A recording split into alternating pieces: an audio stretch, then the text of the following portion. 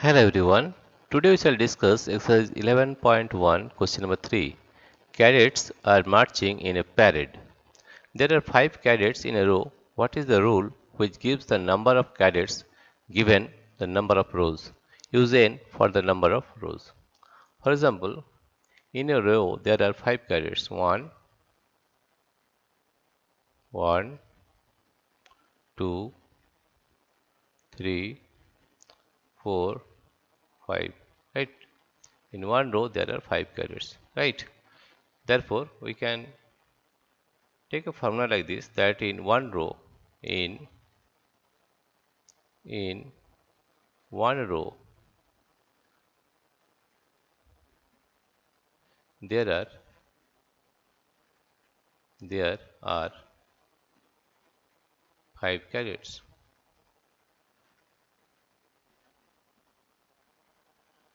In in two rows there are 5 into 2 cadets. In three rows in three rows there are 5 into 3 cadets.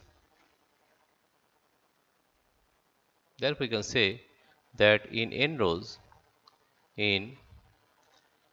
rows there are 5n cadets. 5n cadets. Right? Therefore, in n rows there are 5n cadets. Therefore, the formula is 5n. What is the rule which gives the number of cadets given the number of rows? Right? Therefore, the formula is 5n. Therefore, the formula is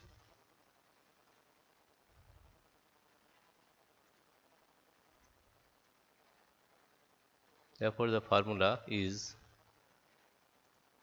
5n, where 5 is constant,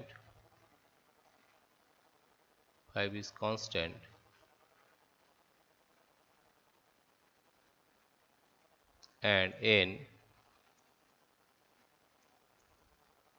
is the number of rows.